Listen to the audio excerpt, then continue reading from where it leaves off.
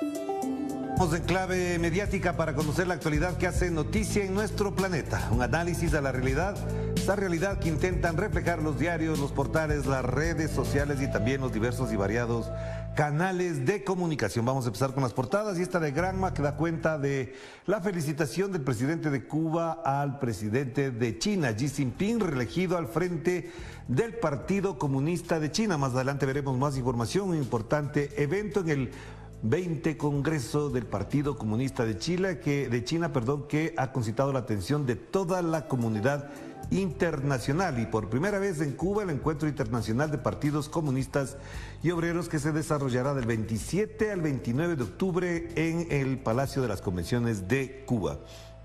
Y en la parte inferior, algo que llama la atención, más de 152,000 cubanos se han incorporado al trabajo este año. El país dispone, dice, en la actualidad de cerca de 4.770.000 trabajadores activos, más de 3.160.000 vinculados al sector estatal y alrededor de 1.600.000 en el sector privado. Una realidad, unas cifras de la economía en estos momentos de Cuba, país que atraviesa por dificultades, evidentemente, pero siempre saldrá adelante a pesar de todas las adversidades que ocurren siempre. Página 12 de Argentina, en la parte superior, por supuesto, la vuelta en la Bombonera, campeón Boca Junior, en una tarde dura, difícil, tensa para los argentinos, en la que se definía el campeón de la Copa Argentina de Fútbol y, por supuesto, el tradicional equipo de Boca quedó campeón. No pudo ganar Racing, le ganó River y por supuesto Independiente empató con Boca, que le permitió el triunfo.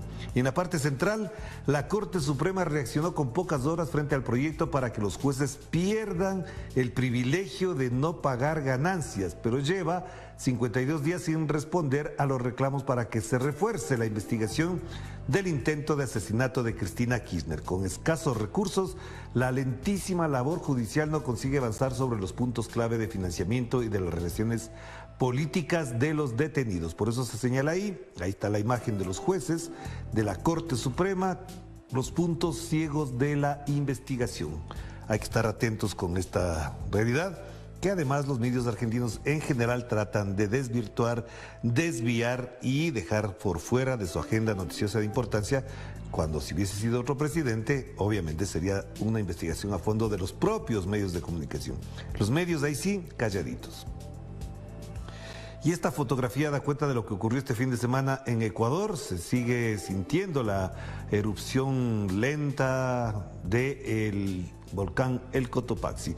3 provincias en alerta por el volcán Cotopaxi. El Comité de Operaciones Especiales de las jurisdicciones de Napo, Cotopaxi y Pichincha deberán actualizar sus respectivos planes de contingencia como una medida de prevención. Son fumarolas del volcán Cotopaxi, pero se encuentra la Secretaría de Riesgos del gobierno del señor Guillermo Lasso desprovista de recursos, de personal capacitado, no tienen nada para reaccionar en caso de una erupción. Y si ocurriera esta erupción, prácticamente se colapsarían las provincias principales que se mencionan ahí: Napo, Cotopaxi, Pichincha, donde se encuentra la capital de los ecuatorianos. Ciudades como Sangolquí, Machachi, por ejemplo, serían una de las más afectadas. Pero como no hay plata y el austericidio del señor Lenín Moreno y Guillermo Lasso dejaron sin recursos a la Secretaría de Riesgos, pues aténganse a las consecuencias si es que pasa algo. Pues ahí está. Y en Caracas, la portada de Últimas Noticias en este lunes 24 de octubre, que digo que es el Día de las Naciones Unidas, hay que recordarlo también.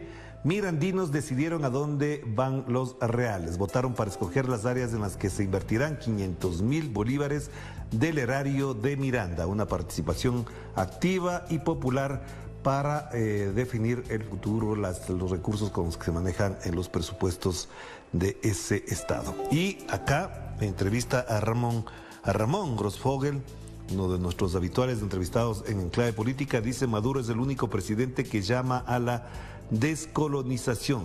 Quizás ahí se equivoca un poco Ramón, porque no ha sido el único. También Luis Arce Catacora lo ha planteado. Lo que pasa es que efectivamente el peso que tiene una economía, un país como Venezuela, es mucho más fuerte en ese sentido, pero no creo que ha sido el único.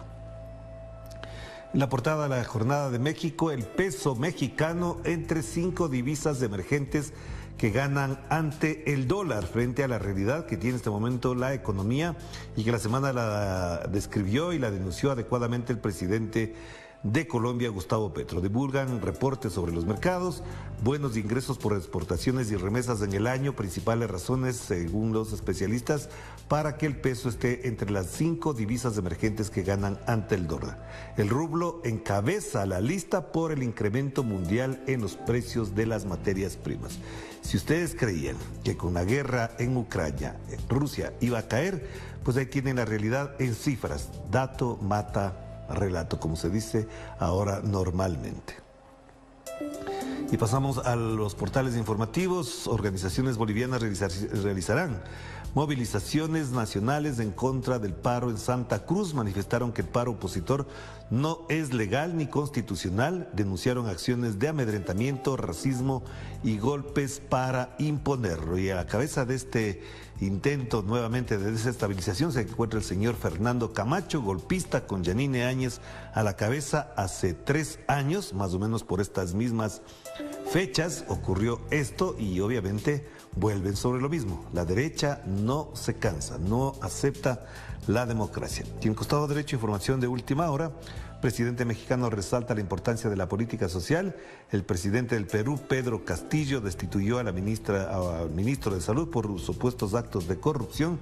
Y Corea del Norte y Sur Corea intercambian tiros de advertencia. Están que se dan y se dan ahí. Pasamos a noticias de América Latina y el Caribe. Lula, a propósito de la campaña electoral, considera urgente poner fin a la violencia política en Brasil. Durante el fin de semana se denunció como un oficial en retiro, en servicio pasivo, disparó a la policía cuando llegaba a apresarlo. Lo rechazó a punta de fusil. Disparó contra la policía y esto evidentemente da cuenta de qué poder tienen los militares en servicio pasivo que apoyan al señor Jair Bolsonaro. Y acá, fíjense, ahí la fotografía del exministro de facto de la señora Yanine Áñez, que se declaró culpable de corrupción y lavado de dinero. Pruebas más. Y aquí una interesante entrevista que vale la pena revisarla al expresidente del Ecuador, Rafael Correa Delgado, quien dice todavía es una América Latina en disputa. Un diálogo a propósito de la presencia y la visita que tuvo Rafael Correa Delgado en Argentina en esta última semana. Ha dado entrevistas a algunos medios de comunicación y ha participado en algunos eventos como lanzamientos de libro, presentaciones de documentales que también valen la pena revisar. Pasemos. Y aquí Xinhua en español, a los tiempos que lo tenemos, a los muchos meses creo que ponemos Xinhua en español, lo que ha significado el 20º Congreso del Comité Central del Partido Comunista de Chile. Comunicado de la primera sesión plenaria del 20º Comité Central del Partido Comunista de China, que subraya lo que ha significado en estos momentos la reelección de Xi Jinping como secretario general del partido. Titulares de Xinhua: Partido Comunista de China presenta nuevo máximo liderazgo para nueva expedición hacia la modernización.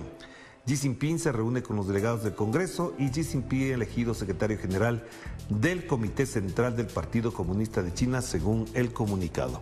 Y aquí hay bastante información del significado que tiene para el mundo y para China en particular el 20º Congreso del Partido Comunista de China, para la economía mundial. Importante revisar esta información.